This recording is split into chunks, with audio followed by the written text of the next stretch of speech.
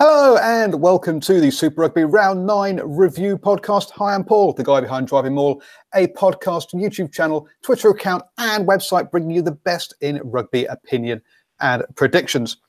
Don't forget to subscribe on your favourite podcasting app. Give us those 5-star reviews and all of that kind of lovely, jubbly stuff. And also, you can watch what happens behind the covers. We live stream this on YouTube at 8 p.m. every Monday night. And you come back and join us on a Tuesday night for the #Rugby Chat and a Thursday night for the preview.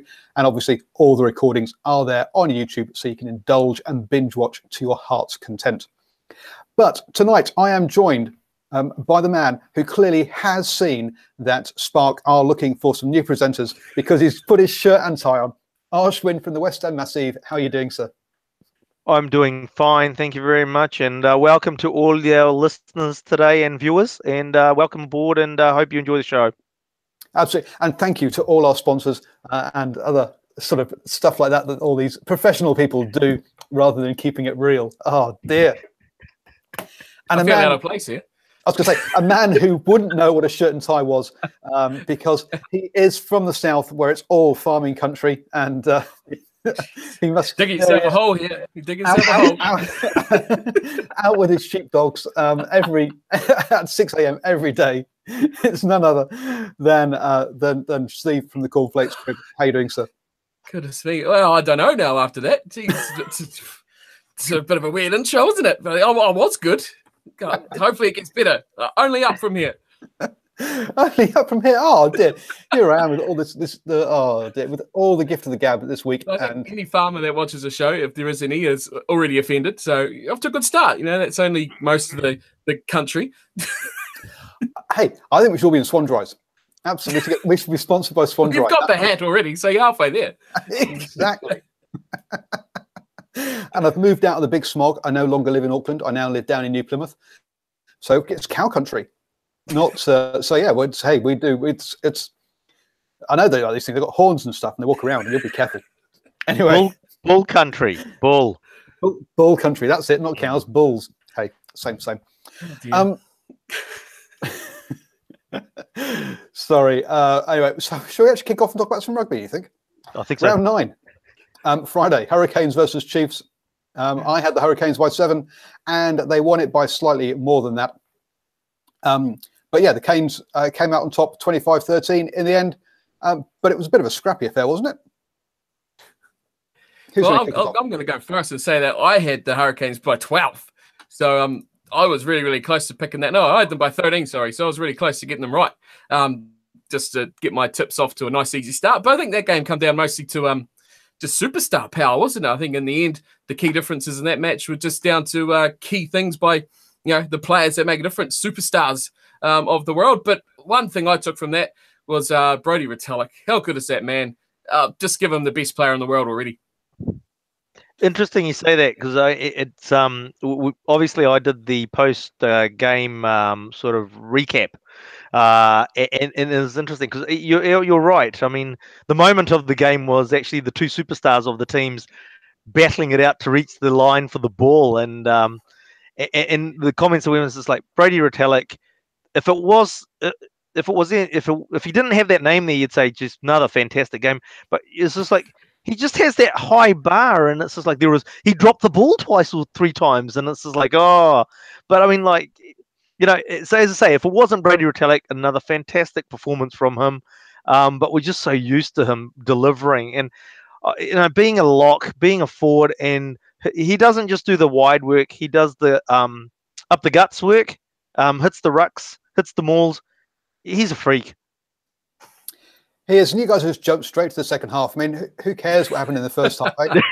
Well, yeah. To be fair, Paul, as a part of that, the first half was a bit of a snore. Tell you the truth, especially. I mean, unfortunately, because of that big injury moment with Aiden Ross, it really it just never got started in that first half. I felt, but the second half, yeah, sure, came to life. Oh, I mean, Ben Lamb picked up the try from a wonderful Laumapi offload in that first half with plenty of work to still do. And he'd already gone close. And there is a man who is absolutely in the form of his life, isn't he?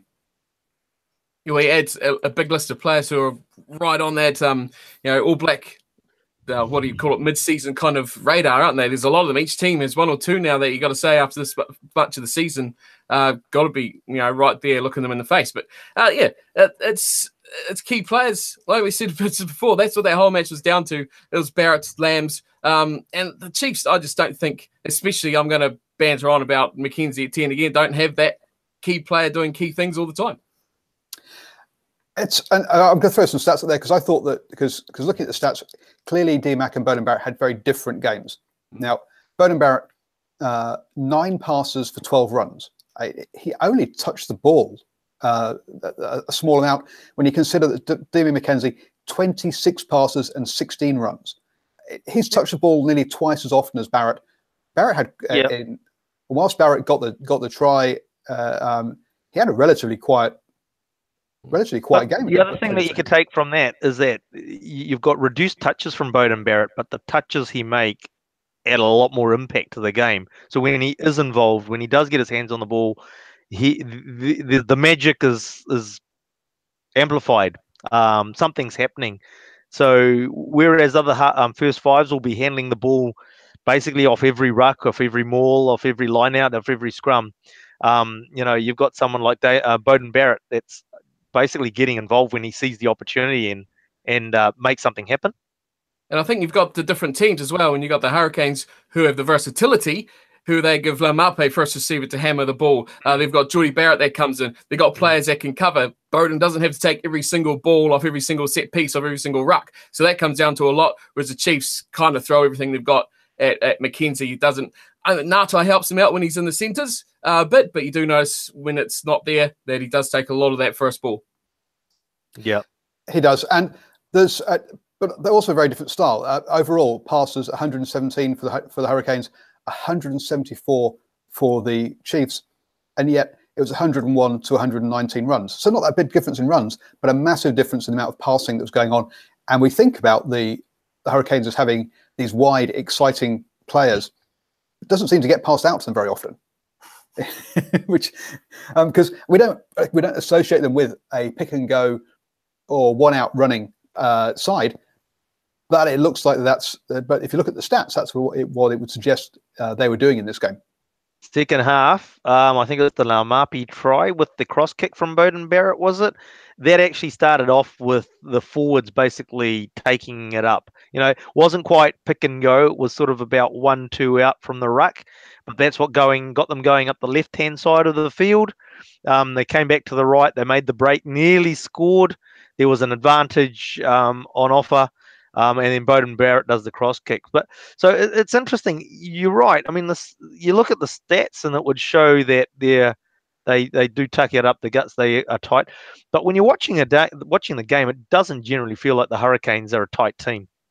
They've got quite an industrious pack, though, don't they? They've got a pack that also does the work that you don't always appreciate, and that's what does get them that front foot ball all the time as well. It's kind of like a team of Ruben Thorns, for a throwback reference. Rolls their sleeves up and gets stuck in. Yeah. And I just wanted to touch on that kicking as well, because again, you've got the kicking wasn't that different from hand 26 to 20 kicks, but the Hurricanes had 22 lineouts to only 10 from the Chiefs, and that shows again the Hurricanes kicks all infield, contestable or cross kicks, not really kicking it dead. Whereas the Chiefs, I mean, they also ran out of space, and there was some bad decision making by the wide guys going out, but a lot more kicks going into touch as well. So different style of play in that kind of sense. Look, with the conversation that we've just had, you'd sort of think, and the scoreline might reflect it a little bit, but that the Hurricanes sort of had that game in control, but the Chiefs had their chances. That last 20 in particular, they're on attack, they're creating pressure, and they'll make that little error, that knock on or just bad passing sort of thing that will halt their progress, sort of thing. So the Chiefs had their chances in that game to actually pinch it. Yeah, they just didn't execute in the way that the Hurricanes did. They took their advantages much better. So that sort of kicked us off with a normal sort of New Zealand derby, and that was it for Friday night. It's a bit of strange not having the Australian game straight after, just to settle down to and go, oh, it's so boring compared to the New Zealand game. And so we had to instead wait until the following day for the Sunwolves versus the Blues, and go, oh, here's a game where the Blues will just storm over and win it cleanly. Didn't quite go to script, this one, did it? See, I got a question for you straight out of the box. It's a multiple part question here, but I mean, you're both Blues fans, aren't you? Correct? Yep. Yes. We have to admit that. How did you feel going into this game? Like, because from my perspective, this could be a game that the Blues go in, you'd be like, yeah, confidence, we're going to smash these Sunwolves, as most people do. But you've got to have that fear that this is a real banana skin game. The Sunwolves can turn up against, they just about beat the Lions, for goodness sake. They can turn up. Were you going into this one scared or worried that they could actually choke on this one, or were you confident that they would actually take it out? Do you want me to take this one, Paul? No, basically, I wasn't worried about the Sunwolves turning up. I was worried about the Blues not turning up. Okay, the reality of the situation is, and obviously, the rest of the country will guffaw and roll about on the floor laughing. But the team is actually capable. It's the fact is the top 2 inches and they don't turn up. You look at that game in particular. It was, carry on the cliches because I'm on a roll. It was a game of 2 halves. In the first half, it was like, what the are you doing, the Blues? There was no intensity in their game. There was a massive lack of brain power in terms of what they were trying to do.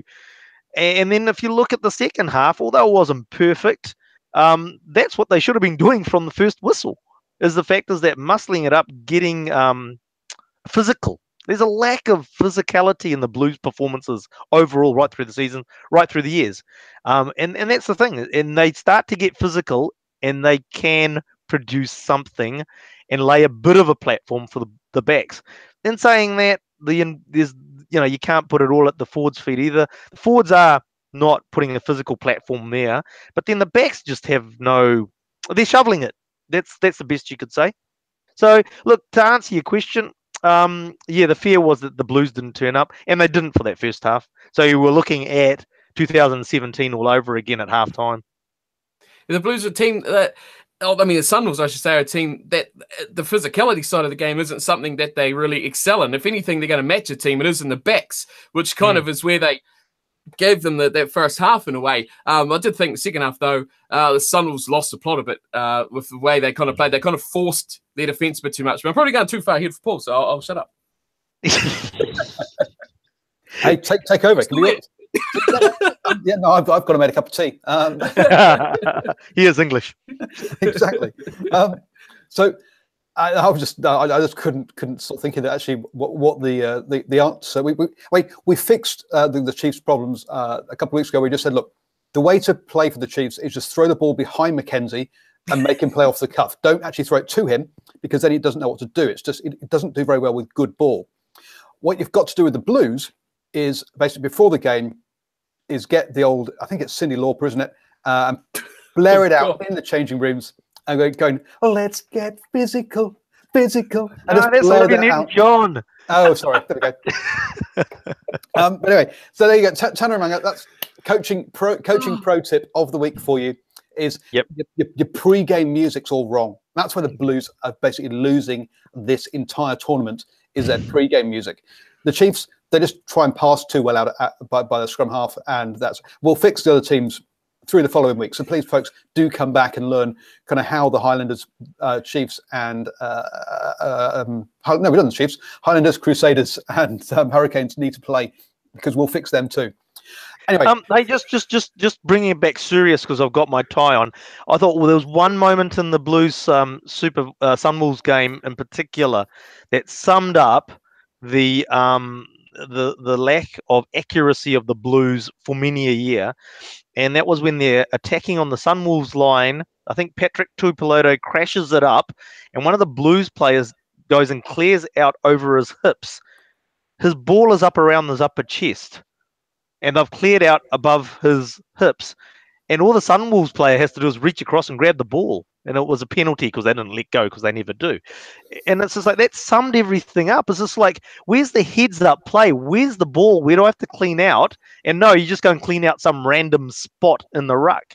And it's just like, that summed it up for me. Sorry, Paul. No, I mean, wow, quality analysis from our pundits. This is. I've got my tie on. Wow, I'm just shocked. See, this is what. Yes, we need to get Archwin out of his tie clearly, back into the life feature.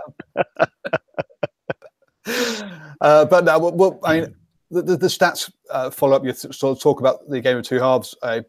Possession 57% in the first half of the Blues, 82% in the second half.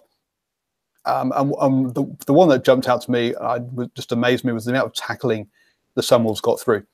208 tackles in that game by the Sunwolves, only 80 by the Blues.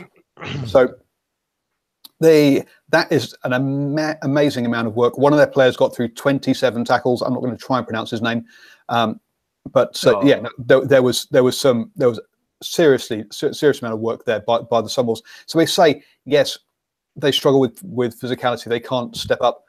Well, you know what? I think in this game, they get through a lot of work actually trying to contain the Blues. So it's no wonder they didn't score after the first 20 minutes because they just never got the ball and just got tired. And that's what made it really crazy. One other thing is the fact is that second half, a couple of stupid kicks from the Blues. They're holding the ball, they're smashing the Sunwolves, they're making forward momentum, and for some reason Ruru goes and kicks the ball, which goes straight up anyway. And it's just like, again, poor heads up play. So I've got a couple of comments in the live chat.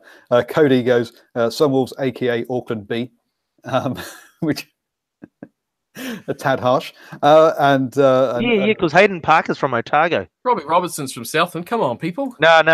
They got your chat person room was correct, but not for this year. This year they've actually got more New Zealanders from other parts of New Zealand. Diversifying. Yeah, diversification, equality. Dear. And I'm going to say, I like Richard Freeman. I think he's someone I get very well with on Twitter. But his comment of the Blues brothers during commentary that grated a little bit. And the Blues were losing this one until 50 minutes. The Sunwolves just didn't get enough points on the board when they had that advantage early doors. Otherwise, they really could have pushed this one on. And in some ways, one of the things I'm noticing, and I probably will say, this has been around for years, but if you want to have advantage in a game, have it in the second half, because in the first half, you tend to not give up as many points when you're under the cosh. Whereas if you're the guys that have the advantage in the second half, you tend to make more points of it. And that's pretty much the only difference between these two sides. Otherwise, the Blues, as you say, could easily have lost this one. Actually, interesting point you raised there, Paul, is the fact is that if the Sunwolves were able to score one more point try while they were in front, I think the Blues could have lost the plot and things could have gone pear-shaped for them quite quickly. Yep. That's what tends to happen with them. A couple of new faces for me in the Blues. Highland got a couple of tries, did okay. Looks like a big boy who runs and can't pass. Yeah. Like most of the Blues backline. Yep. Looks like a very one-dimensional winger to me. Look, and that's, to be fair, that's okay if he can get ball with one-on-ones, two-on-ones, and go and complete them. Then hey, he's a winger. His job is to finish. It is. Make him George Moala 2.0. Sorry, and put him in the centres. Yeah. No, but his decision making was poor. There was one opportunity where he should have passed. He didn't. He made one pass all game and 9 runs, and that's just his 9 runs got 100 meters. He scored 2 tries. It's clearly he's good with ball, good running with the ball, but he does need to get a pass on him at some point. And Ledger, who lots of hair, so you can see him, but apart from that, pretty much didn't really seem to do much in that game to me. No, I didn't actually, and I was surprised that TJ Fahani, who I actually think he's actually been putting in a lot of effort and looking okay and needs a few more runs at that top level. He came on and I felt he added a bit more energy as well. And I just think he's got something about him as TJ Faiani, and I was surprised that Gus Lee just started ahead of him. There was a couple of games ago, TJ Faiani, just his kicking was appalling, and pretty much lost the game against, I think it was against the Chiefs. So I think his decision making leaves quite a lot to be desired. I think he needs to learn that.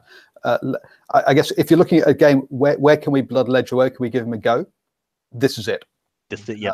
And to me, he showed us that actually, yeah, he's not ready for this level. Whereas Highland, whilst he's limited, what he does works at this level. On a positive though, I'm going to say his name wrong, and eventually I'll get it right. Is Papali'i? He looked good. He looked that would be, even though it's just against the Sunwolves, so I'm not going to get too excited. But that looked like his best game in a Blues jersey. Obviously he's had a lot of injuries or sort of thing. So, but he definitely made a bit of an impact being on the field. Well, you can't make an impact off the field, I suppose. No arguments there. And that's what you do. Come to the show for great insights. Yes. Take the tie off. You've not earned it now. Yeah, oxygen. Dear me. So yeah. So anyway, the Sunwolves should have made more of their effort, more of their. But at the time they had the ball, and they really could have scared the Blues. And they did scare them quite a bit anyway. We then moved down to where we did get upset, which was the Rebels versus Jaguares. Finished 22-25, but it took them. The Rebels were kind of in the lead for a lot of this, and they were 19-6 up with like 49 minutes gone. They really sort of threw this one away. Yeah, I absolutely agree with this. I think the Rebels will be kicking themselves, particularly when it looks like it's going to be a contest between them and the Waratahs at the top of the table in the Australian Conference. And they'll basically throw in points out the window with this game. They were strong in that first half, and then I still struggle to see how the Jaguares got back into the game, and even at the end, how the Rebels didn't quite manage to pull it off. Yeah, it's quite a surprise. Although I did agree with the decision right at the end of the game not to go for the 3 to get a draw. The reason being, they get a bonus point for being close. That's 1 point. If they get a draw, they get 2 points. It's only 1 extra point. So the gamble of going for the try was worth it. It was a pretty interesting match, that one. I found it quite, especially the second half, was a very interesting watch, just how that game transpired and how the Rebels fell off their horse so quickly and so dramatically in a game that they had pretty much in control. The ending, though, I don't know if you're going to bring that up later on, but the finish of that match was bizarre. The fact how the Jaguares scored that try, a bit questionable, especially the defence, 3 men on one, and how he still got through there. But not taking the kick. I found that interesting. I agree, questionable defence, but perfectly legitimate try. There was no question it was a try. Yeah. No question it was a try, but questionable was the fact that how he scored it and the fact that he should never have scored that try in 100 years. But I think a big difference this game was the Jaguares, the way they just accepted to kick for the posts on a lot of opportunities. They didn't turn down a lot like we see most teams. They took a lot of points on that front. And I guess it's something a bit we've come to expect from them this year as well, is that they stay in a game. They don't throw it away like they previously have as much. So definitely I think they're improving on that front as well. And no locks of a yellow card, which is always good. Well, yes, they didn't really take as much advantage as they could have done from that yellow card when the Rebels did get one for repeat infringements. I think it was 7-3 during that piece. But the Rebels, they've got Genia, they've got Damon Hallett-Petty, two guys who play really well. But when you get outside of Genia, Debrasini is not great, and Genia's replacement isn't either. Hence the charge down at the end, which basically lost them the game. But they are relying on a couple of good guys. Corabetti, fine, he may be a wallaby, but he's not going to be again if he plays like that. And he butchered an early try and got lucky that it was under penalty advantage, and they got another go at it when he did score. But you've got to, they're a team with some real glaring holes in their squad, and in other areas they've got some really good players. The differential sort of between some of their players is just so massive, it's unreal. So if you've got a glaring deficiency between your Guinea and your replacement halfback, it's a tight game. Why does a coach go and change them? And it's such a tight game. It's the same as the old props coming on at the 50-minute mark. Bang on. I just don't get it. Isn't it an old Graham Henry cliche that a scrum half can't play 80 minutes of rugby? But he's not coaching the Rebels. Look, I mean, it feels that way, doesn't it? It feels like they have preconceived ideas on what has to happen, and so they have to follow through with it.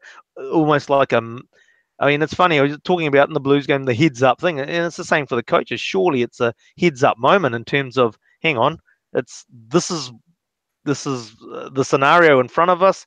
So we don't make this substitution, we make this substitution or whatever. I don't know. Yeah. Strange one for me. Sorry.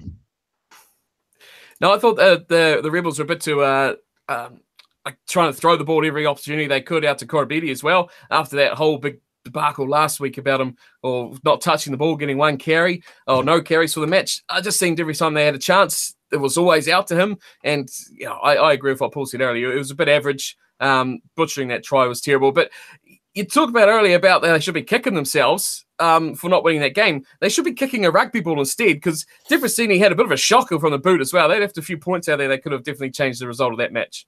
And so did Sanchez, to be fair. Both of them were pretty average. Yeah, I don't rate Debrasini. Will Genia went off after 50 minutes, and at that time it was 19-6, so they were running away with the game. And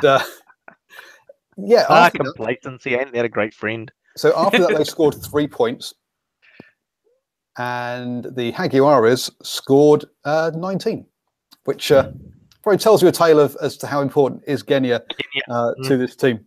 And yes, so it didn't help that 6 minutes after that they lost a player to the bin. But as I say, they survived the yellow card relatively well, but it was more the last. They just gave up too. I say, you had to leave Genia on.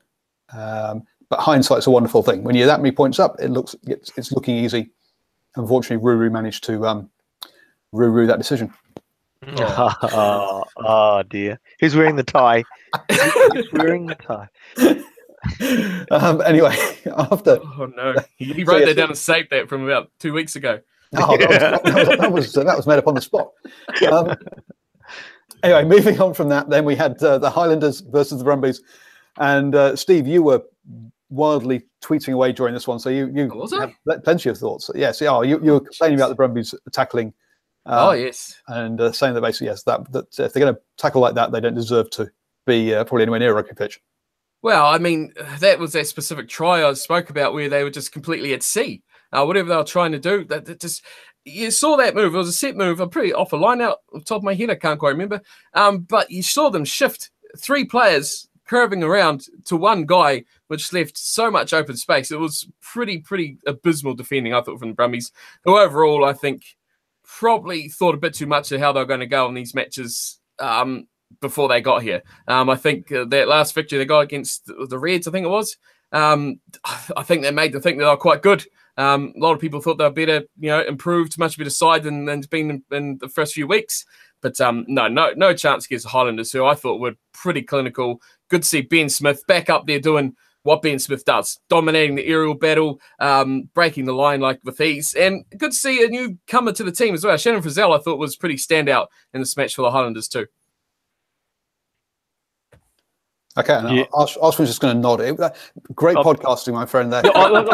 So anyway, no, I was just going to say. I mean, like, it was interesting though. It was just like because the Brumbies were in that game. Well, they would have thought, looking at the scoreboard, they were in that game for a fair while, and then all of a sudden the scoreline just blew out. In terms of when you first started going on about their defence, I was like. You're talking about the Cam Fletcher try right at the end. I mean, that was another one. No, it was like that was halfway through.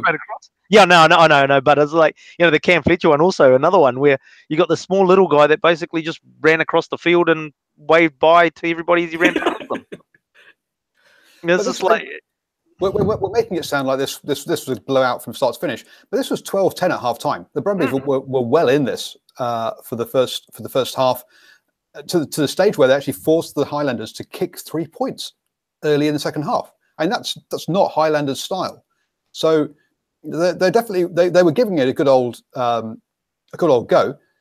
They even got Sopoaga yellow carded. That was because he had to kick a goal. He needed a rest.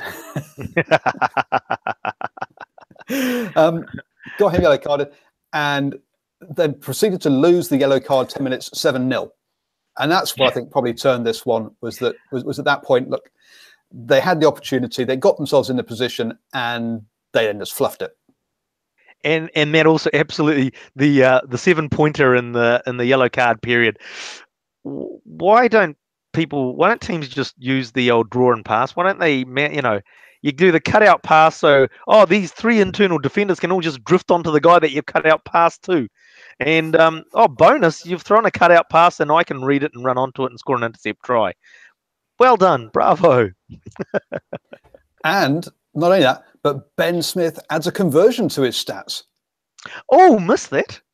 Jeez. So, well, Sopoaga was off the pitch, so Ben Smith had to take it. And luckily for him, the holo ran under the posts and didn't make it too difficult.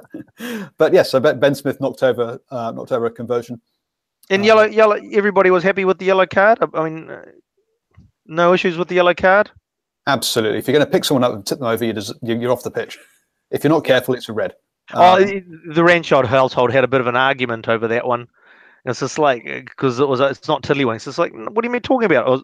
He, as you said, he's picked him up and he's actually lifted him through the legs. So he was very close to landing on the head. So he's a bit lucky that it was just yellow in the end. Absolutely. A few more millimeters and it would have been red. And we often talk about He's these. not agreeing. we talk about discipline in these games. And yeah, sorry, too easy on that one. Yeah, he picked him up, tipped him over, yellow. We talk about discipline, winning and losing games. The 12 penalties to get conceded by the Highlanders to only 2 by the Brumbies, and also that yellow card as well. So yeah, the discipline didn't play much of a factor in this one, even if even the ref maybe did try to blur them off the park.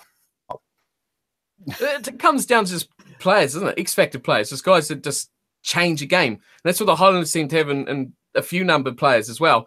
Just guys that just change it. Close game, doesn't matter.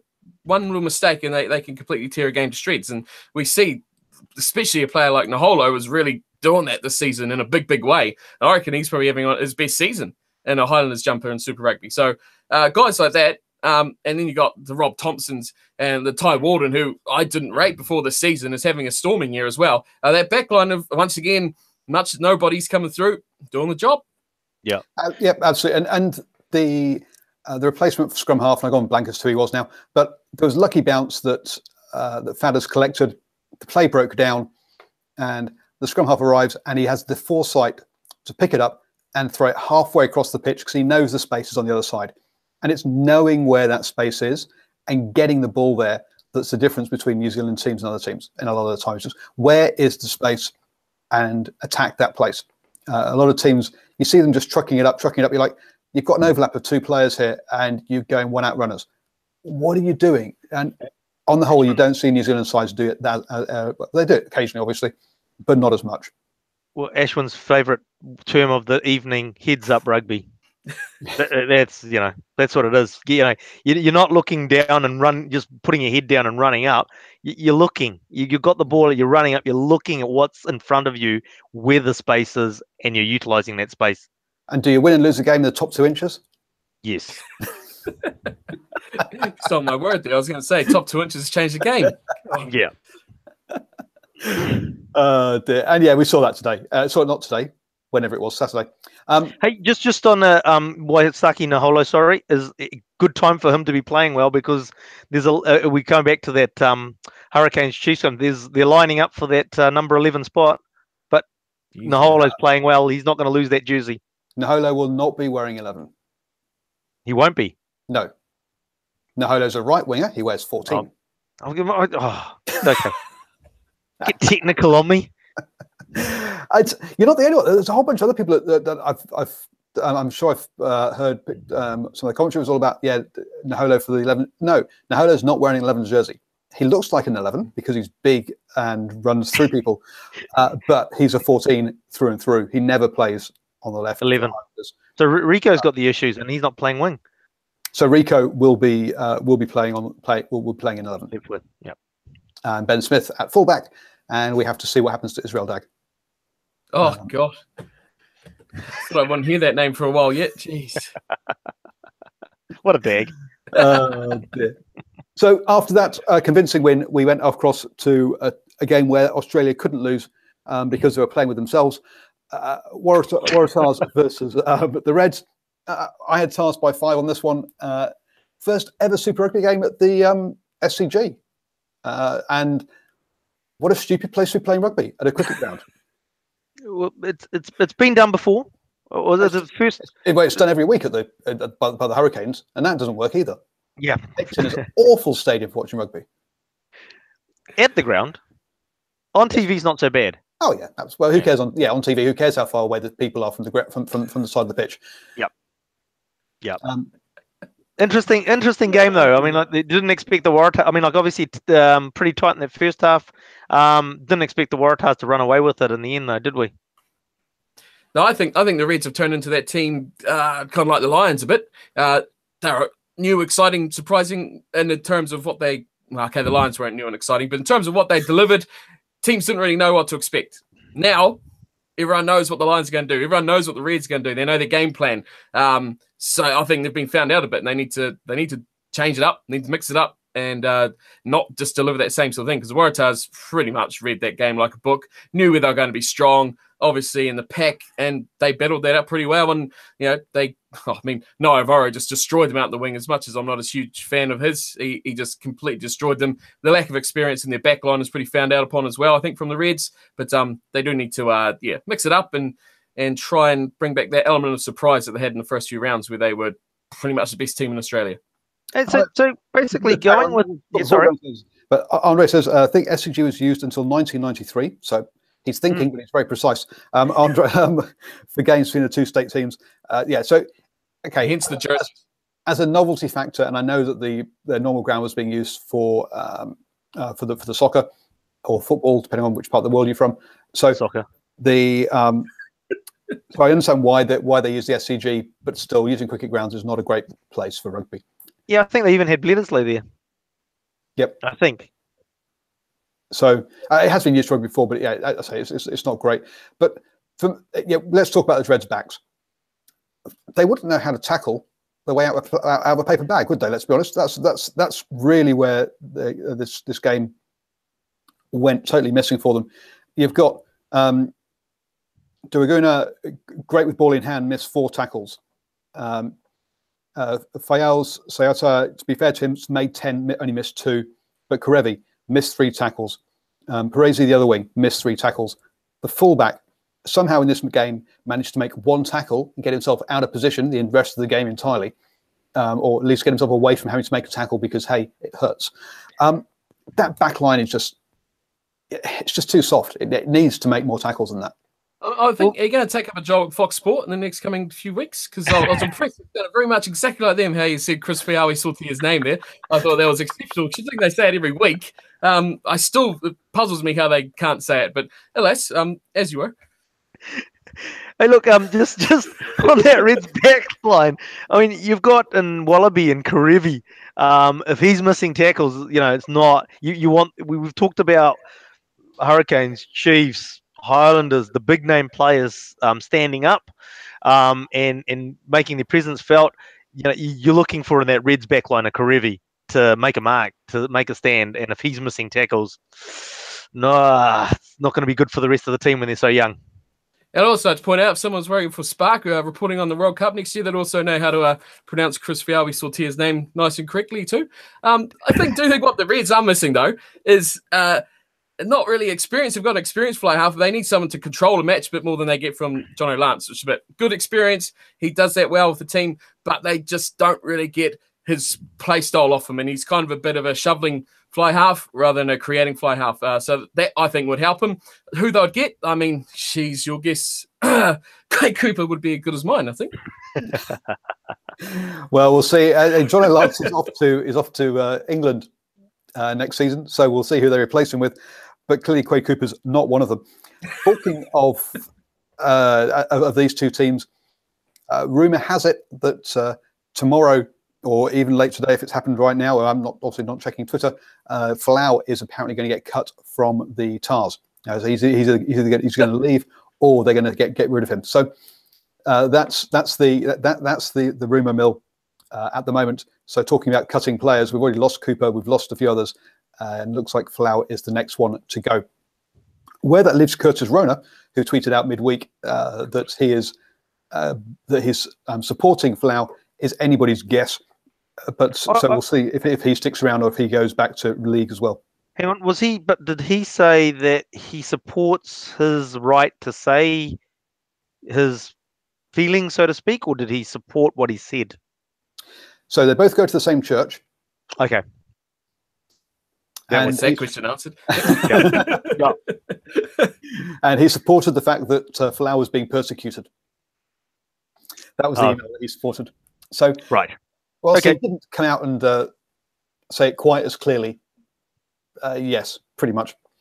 So yeah, we'll see here how long Curtis Rona sticks around for. I've got a funny feeling he could be on the way out as well because I got a funny feeling that the reason that Folau will be leaving is that the Waratahs want him to not say things in the future rather than what he said in the past. And I think he's just gone and said, no, I'm going to say what I want to say. Andre reckons the Reds are missing 23 rugby players. Ouch. That's an entire squad. I don't know. Their pack's pretty good. I think it's a bit harsh. I'd say, 7. Or a couple of reserves, 9. Oh, I think that. No, I think he's talking about injuries. I think he's talking about injuries. Oh, I'm not saying they were bad. They weren't rugby. Yeah, they don't have a squad. Oh, dear me. No. No, I agree. The Reds have got a decent pack. That's their backs at the problem, which we've talked about. Nairavoro, another good game. Great moving forwards. Why no one has managed to pick out the fact that if you just kick the ball behind him, he can't turn around and run for the ball, I don't know. So he's going to get found out. He's got to be found out sooner or later. But with ball in hand, he is devastating, and he's quick. Even though he might not deceptively quick. Deceptively quick, yes. I was just gonna saw his intercept try. Yeah, I was just going to say. I mean, like the question I was going to put there is like, surely the playing the Tars, the game plan is to create space behind Nairavoro and put it behind him, and surely that's got to be your game plan. There has, and I think the Waratahs' defence plan has got to be that Hegarty spends his entire time on the left side of the pitch behind Nairavoro to stop you from doing that. No, that's why I mentioned the fact that you have to open it up first before you just kick it there, which the Blues would probably do, as opposed to actually kick it to the other side of the field, get the fullback over there, and then kick the ball behind Nairavoro. I'm getting close to saying his name right. A few stats: 18 clean breaks for the Tars, 12 by the Reds, but offloads 17 by the Tars, 8 by the Reds, which shows the style of play that the Tars are trying to play, at least. Also, the Reds tackling, we mentioned already, 72%, 86% by the Tars. So they had to make twice as many tackles, but they actually made them, whereas the Reds didn't bother. And that's basically what happened in this game. And so finally, we eventually head over to South Africa for their only one game. Cody, why is Folau leaving the Tars? Because he has views that he likes to put out on Twitter that not the rest of the world agrees with. Let's put it quietly, bluntly. So anyway, moving on. Sharks, not Stars versus the Bulls. Well, we thought they were going to be Stars, and then they absolutely bottled it. Yes. Basically, they had no kick defence and no one covering at the back for this game, because that seems to be how the Bulls scored nearly all their points, was chips through. Every time I stay up to watch a South African match, I get delivered matches like this. especially from the Sharks. Yeah, you're right. I said that about halfway through the match. There was just no one defending. Every time they put a kick through, it was just easy. And when you got a speedy man like Warwick Gallant who's just going to burn straight through against turning defence, it's just almost too easy for him. I don't know. Karen Bosch is a really good player. And, last few seasons, been coming through the Sharks team have been really, really good, but he was nowhere to be found in that match until very, very late on. He had any sort of impact. Defensively, never seen him. And the Bulls just controlled, dominated, and just gave the Sharks nothing.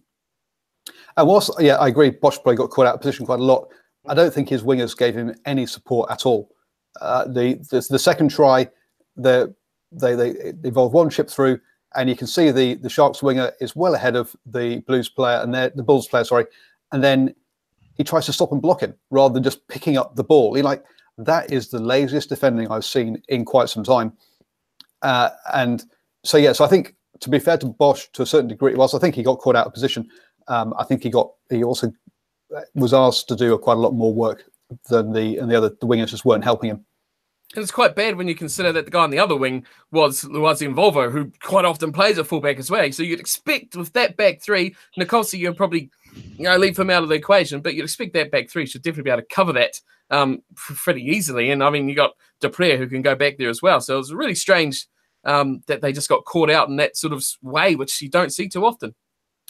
No, and clearly the Bulls have spotted this, because that was very much the game plan.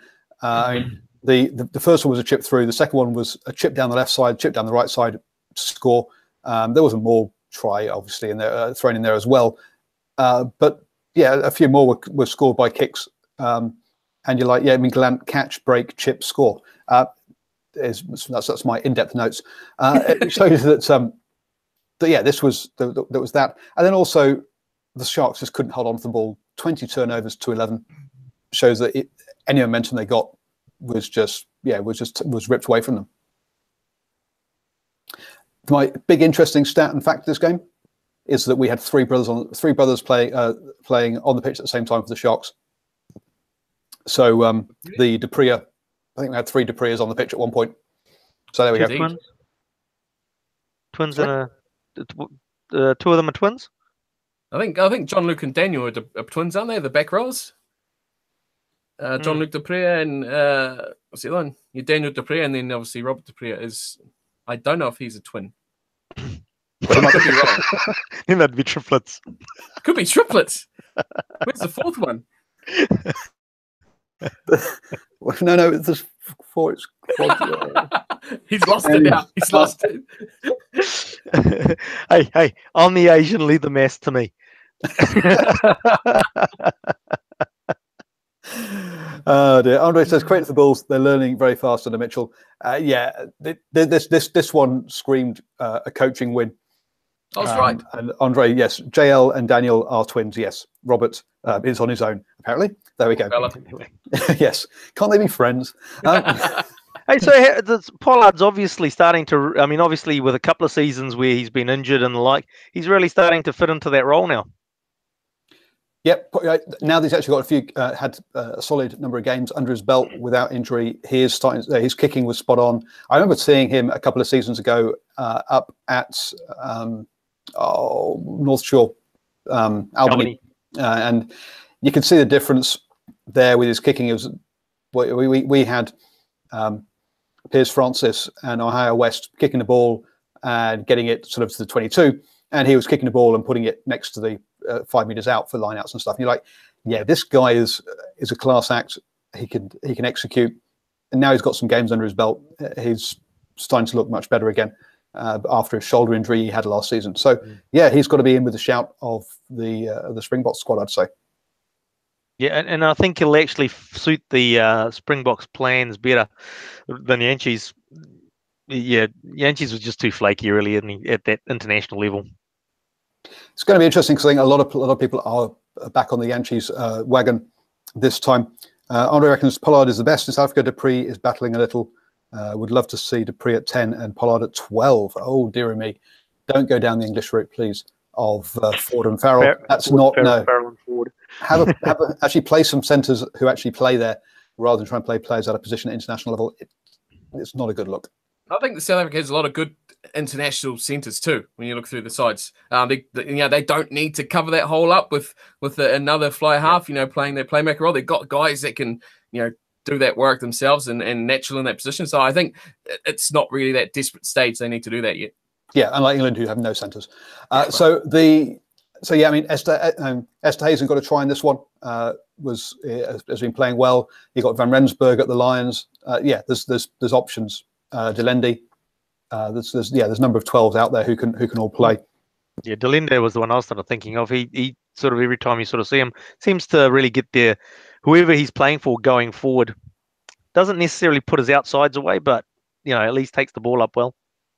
You're talking about Sharks match as well, and you're not talking about Lakano Arm, which has probably been one of the biggest, bursting onto scene over the last couple of years, is becoming that sort of top level player in the centres for South Africa. I'm sorry, but I've got to go back. Delende doesn't put his outside players out. Right? He doesn't know how to pass. He's like a Jamie Roberts. He's one of these people that actually, if it goes to him, don't bother trying to cover the outside guy because it isn't going any further. He's going to bash it up. Him. Just tackle him. Tackle him. Yeah, tackle him because don't fall for the dummy because it's not going. So another one of these players who's good at what he does, but you know what it's going to be. Whereas someone like Nonu who learnt that he could do other things as well that's what Delende needs to start. He needs to try and do. Sorry, Andre, we can't use those words on the podcast from the live chat there. Yeah, we know Delende. I agree, Delende can't pass for beep. So the excrement.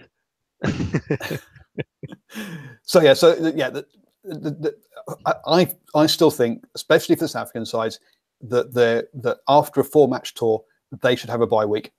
They shouldn't be forced to play a home game. And I think this is bad scheduling for this game. I think we've talked about it before. It seems like the New Zealand teams coming back this year have been having a bye once they've got back from South Africa, or sort of. So totally agree. The Hurricanes came back and played the Crusaders. And then they had a bye. The Chiefs came back. No, hang on, the Chiefs haven't been yet. No, I think the Chiefs ended up having a bye, and the Blues ended up having a bye when they came back. But regardless, at the end of the day, you that. Yeah, the point is though that the fact is that teams travelling back from either the Republic to the South Pacific or South Pacific back to the Republic should have a bye when they get back. Totally. So we won't bother discussing that on Hash Rugby Chat tomorrow night because it'll be a bit of a short conversation.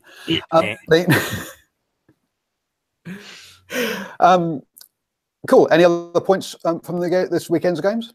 Yeah, I just going back to the Reds Waratahs games, I upset a few Australian fans by saying, they're saying, they were mentioning the Tongan Thor, and I said, maybe you should just be referring to him as the Tongan now. Well, there's not much store about him at the moment. And then he went on. So I got corrected with the number. He's actually made the most meters or most busts sort of thing for a prop in the Australian Conference. So maybe that speaks more towards the quality of the props in the Australian Conference. And then the thing is that I want to see him. I like watching him. We go back to the St. Kitts days and watching him play in those New Auckland schoolboy rugby games, and it's just like he's a phenomenal player and talent. So you want to see him perform like that. But I'm just wondering where he's hit that. He's got to boys that are just as big as him now, and he's obviously got the acceleration and the speed, but not as easy as running over 15-year-olds and 16-year-olds in the Auckland Grammar backline. And that's one of the big things. I did a series of posts a few years back looking at the teams that had won the under-20s or the Junior Rugby World Cup, because it's all good and well being the best in your age range, but as soon as you get into professional rugby, you now have to be the best in a 10-year or 12-year age range, and it's a big difference. It's a big step up, and look, this is his first season at this level. Let's give him time to adjust to it. As you say, it is a step up for him, and he's just got to get used to playing this level. He played NRC last year. Another season of that will probably do him some good before and see how he develops. not everyone breaks onto the scene as a Geordie Barrett in their first season. Not in the number 1 or 3 jumpers anyway. Generally not, no. Not in the number 1 or 3 jumper. Cool. No, that's all I have to say about that. Well, thank you for upsetting all our Australian listeners. It's not, Hey, not I didn't even mention the Sevens gold.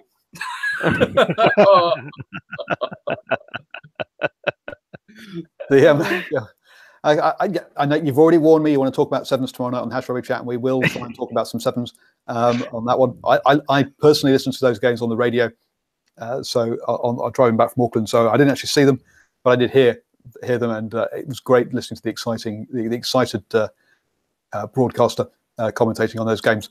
Cool. So, boys, thank you very much for joining me. We have only spent twice as long as we thought as we sort of planned to. But Steve, you tend to do this to me and make an overrun. Your half-hour shows normally go to about an hour and a half anyway. So I don't stipulate my times. That's where I go right. You see. So go on, Steve. Let people know where they can get hold of you and see all your lovely content between shows. More than between shows, all the time. You should be watching. That's all you need to know. Cornflakes Crib, that's all I am. Find me on Twitter and YouTube. YouTube are the main things. All sorts of stuff going on there. Yeah, that's about it. Not much. I've been on here enough. People should know where I am now. Dear me, yes. The person with the marketing major. So yes, go to Cornflakes Crib for all your rugby gaming as well. And Ashwin. Yep, you can find me on Twitter at NZFatso, and I'll see you there. And just before we go, congrats to Steve on the old getting married. I was trying to keep that down on the down line. I think everyone's left by now anyway, it doesn't matter. Well, thank you everyone for watching. I'm Paul, the guy and listening. I'm Paul, the guy behind Driving Maul. Remember to subscribe on your favourite podcasting app. Give us 5 stars, all of that kind of lovely jubbly. Subscribe on YouTube.